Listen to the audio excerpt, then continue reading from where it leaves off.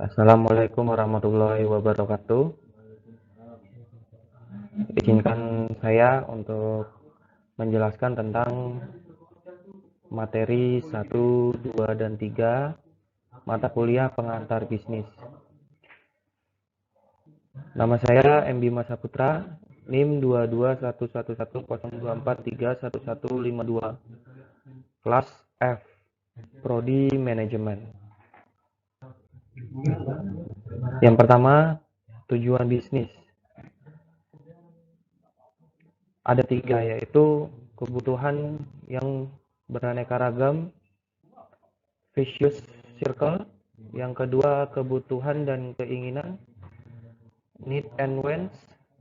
Dan yang ketiga, keuntungan atau laba, itu profit. Pengertian bisnis.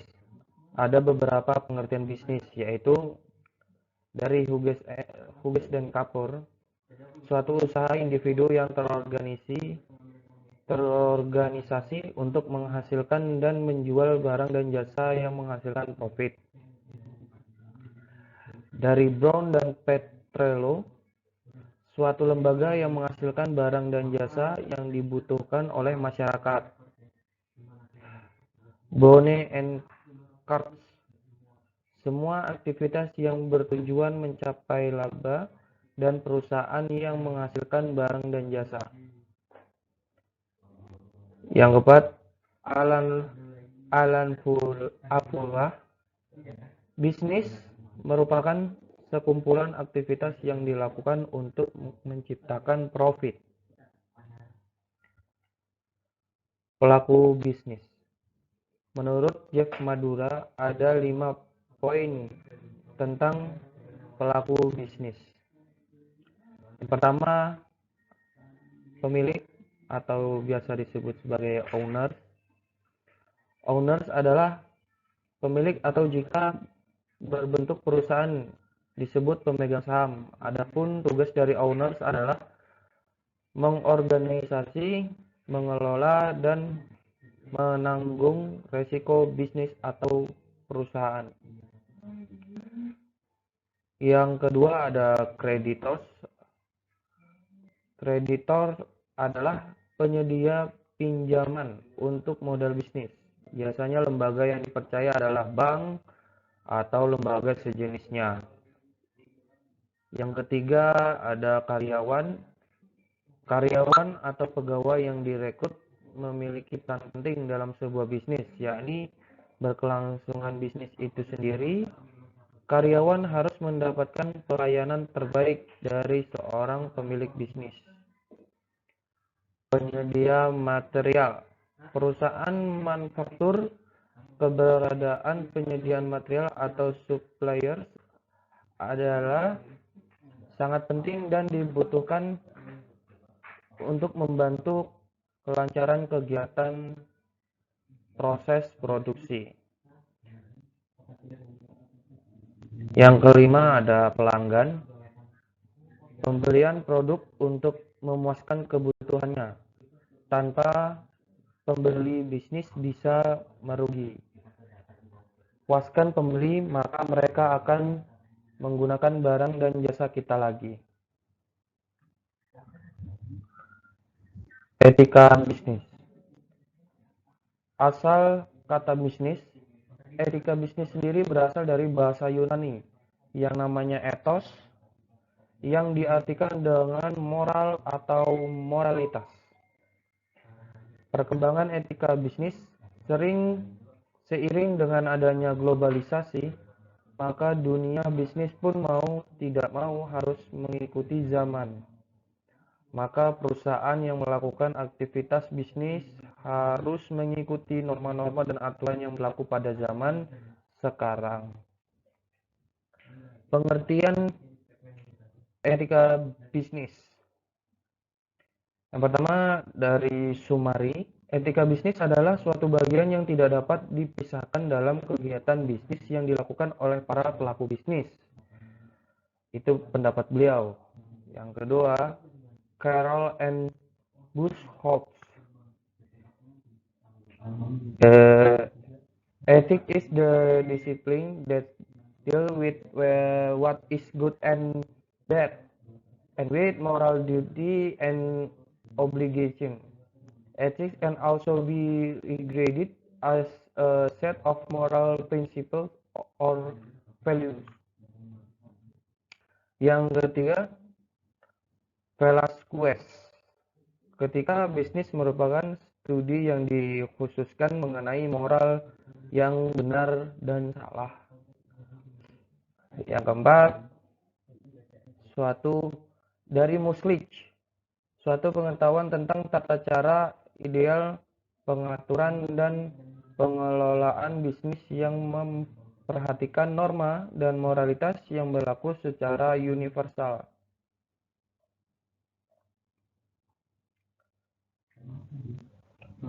Yang kelima dari Bertens, etika bisnis bahkan lebih luas dari ketentuan yang diatur oleh hukum, bahkan merupakan standar yang lebih tinggi dibandingkan standar minimal ketentuan hukum.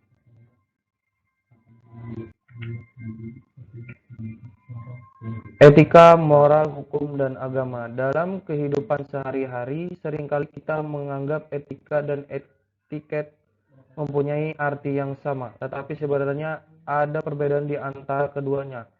Etiket sendiri memiliki arti tata cara pergaulan yang baik antara sesama manusia, sedangkan etika itu artinya falsafah moral dilihat dari sosial, budaya, dan agama.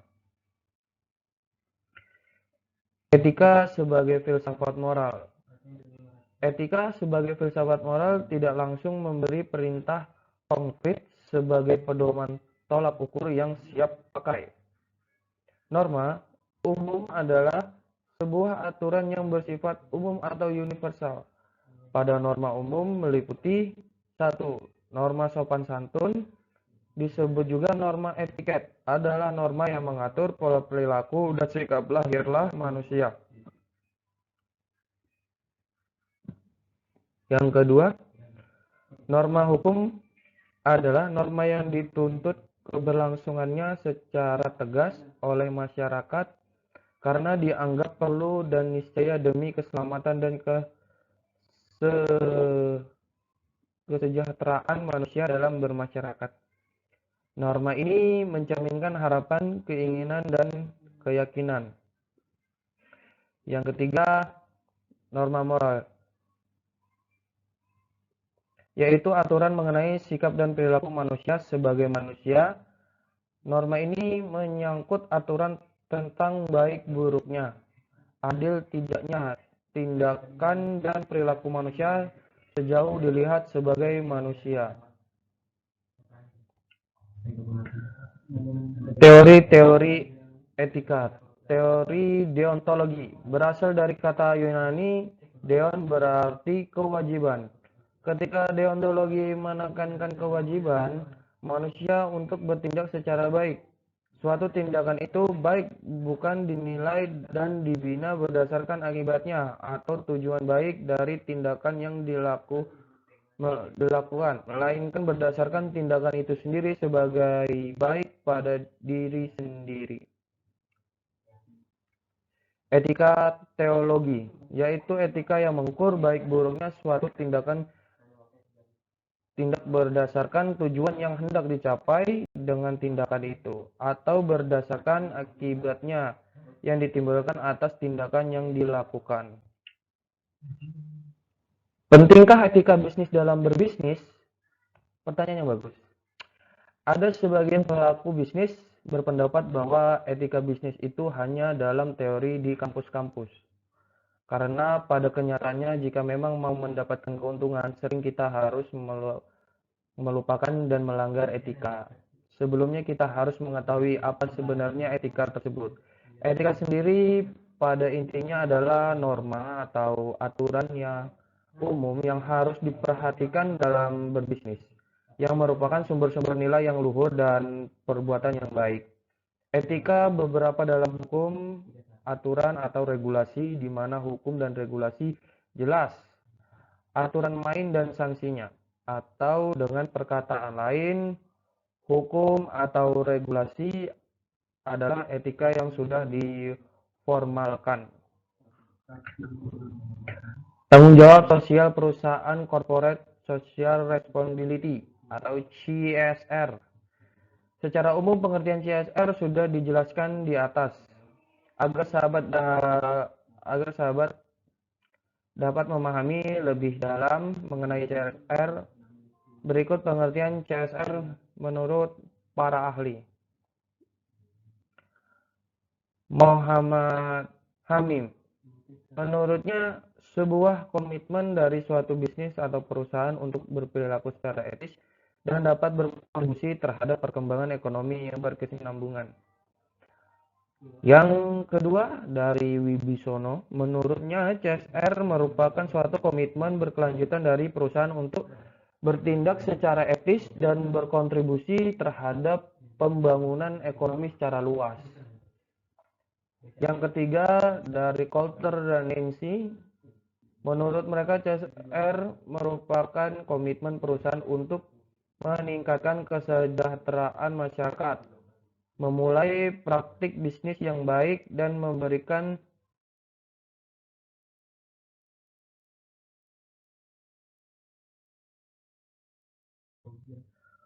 manfaat CSR. Manfaat yang didapat dari pelaksanaan tanggung jawab sosial perusahaan bagi perusahaan sendiri, masyarakat, pemerintah dapat memangku kepentingan lainnya. Yang pertama, bagi perusahaan terdapat 4 manfaat yang diperoleh perusahaan. Pertama, keberadaan perusahaan dapat tumbuh dan berkelanjutan, dan perusahaan mendapatkan citra positif dari masyarakat luas. Kedua, perusahaan lebih mudah memperoleh akses terhadap modal. Ketiga, perusahaan dapat mempertahankan sumber daya manusia atau human resource yang berkualitas. Keempat, perusahaan dapat meningkatkan pengambilan keputusan pada hal-hal kritis dan mempermudah pengolahan manajemen risiko. Yang kedua, bagi masyarakat, praktik CSR yang baik dan meningkatkan nilai tambah adanya perusahaan di suatu daerah karena akan menyerap tenaga kerja, meningkatkan kualitas sosial di daerah tersebut.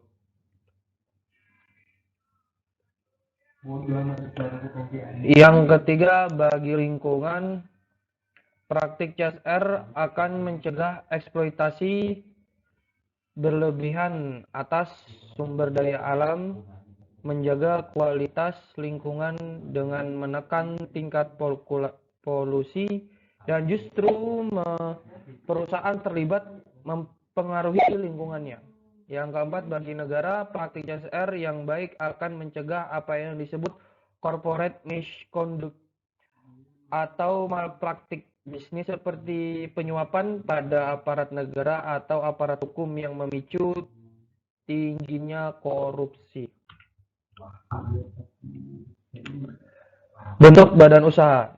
Ciri-ciri dan fungsi badan usaha mengandung arti peran badan usaha dalam melakukan kegiatan agar dapat memberikan suatu manfaat, baik manfaat dari badan usaha yang bersangkutan atau dalam rangka mencari keuntungan, maupun bermanfaat bagi orang lain atau masyarakat dalam rangka mengkonsumsi barang sehingga tercapai suatu kepuasan. Berikut adalah ciri-ciri badan usaha, di antaranya sebagai berikut. Bertujuan mencari keuntungan.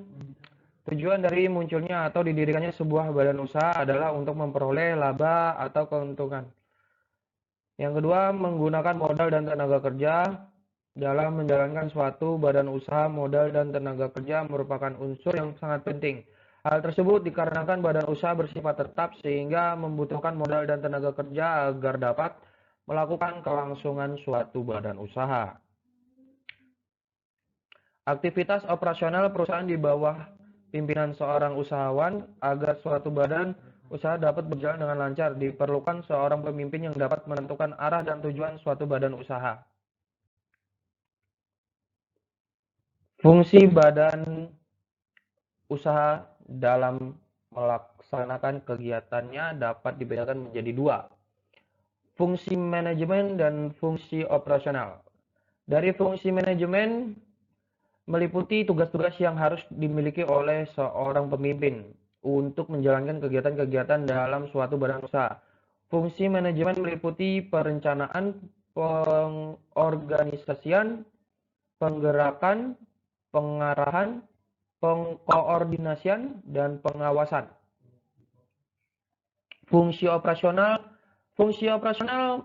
berupa pelaksanaan atas suatu kegiatan badan usaha dalam rangka menghasilkan keuntungan atau laba. Fungsi operasional meliputi bidang produksi, bidang pembelanjaan, bidang personalia, bidang administrasi, dan bidang pemasaran. Jenis badan usaha. Perusahaan perseorangan. Secara definisi, yang dimaksudkan dengan perusahaan perseorangan adalah perusahaan yang dimiliki suatu individu, akan tetapi dalam prakteknya badan usaha ini kerap kali merupakan perusahaan keluarga, yaitu perusahaan yang menggunakan seluruh atau sebagian anggota keluarga untuk menjalankannya. Seringkali suami dan istri terlibat bersama dalam menjalankan suatu usaha tersebut. Juga didapati anak-anak dalam perusahaan tersebut. Dalam suatu perekonomian, tidak mudah untuk menentukan apakah suatu kegiatan itu digolongkan sebagai perusahaan perseorangan atau merupakan kegiatan ekonomi yang tidak digolongkan sebagai perusahaan. Perhatikan contoh berikut. Dalam suatu kawasan pertanian, terdapat seorang petani kaya yang mempunyai beberapa karakter tanah yang ditanami padi dan pohon buah-buahan. Tetapi usahanya ini tidak didaftarkan sebagai perusahaan. Di kawasan yang sama terdapat seorang petani lain yang mempunyai tanah 1 hektar dan terletak di tepi jalan raya. Tanah tersebut ditanaminya dengan berbagai jenis anggrek untuk orang yang datang ke tempat usahanya atau dijual ke pasar. Usahanya didaftarkannya di Departemen Pertanian dan Departemen Perdagangan dengan nama Kebun Anggrek Malindo. Adakah kedua jenis usaha pertanian tersebut dapat digolongkan sebagai perusahaan perseorangan? Akan tetapi secara resmi dan yang didaftarkan pemerintah sebagai perusahaan hanyalah kebun anggrek tersebut. Dalam setiap perekonomian, perusahaan perseorangan merupakan unit usaha yang paling banyak jumlahnya. Sebagai contoh, pada masa ini di Amerika Serikat lebih kurang 80% dari jumlah unit usaha merupakan perusahaan perseorangan. Akan tetapi, walaupun jumlahnya banyak, nilai penjualannya dan nilai tambah yang diciptakan oleh usaha yang seperti relatif kecil. Hal tersebut berarti merupakan seorangan walaupun banyak, tetapi setiap unit menggunakan modal yang relatif terbatas.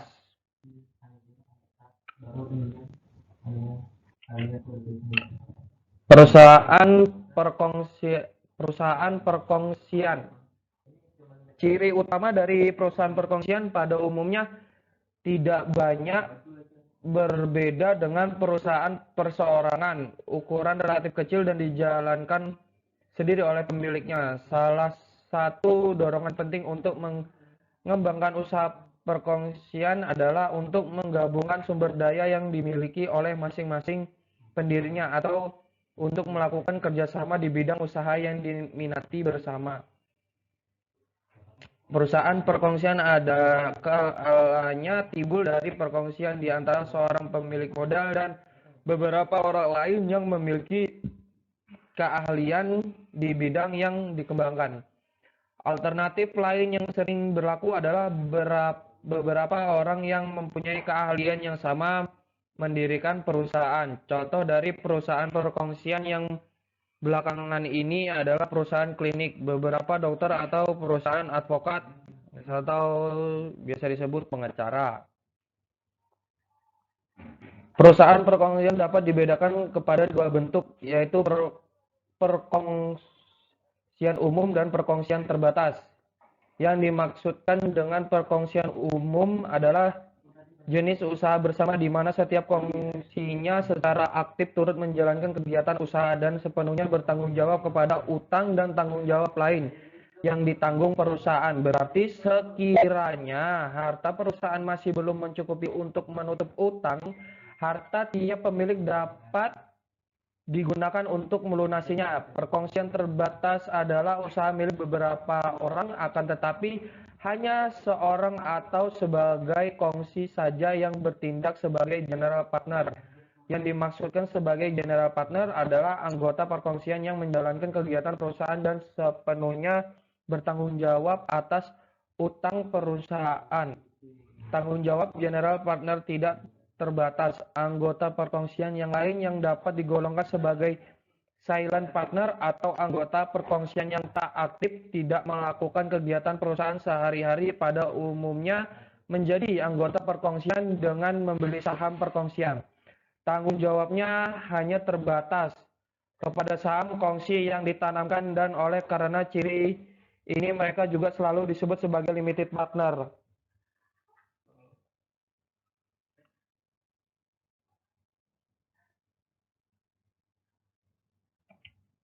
Sekian dari saya, terima kasih. Wassalamualaikum warahmatullahi wabarakatuh.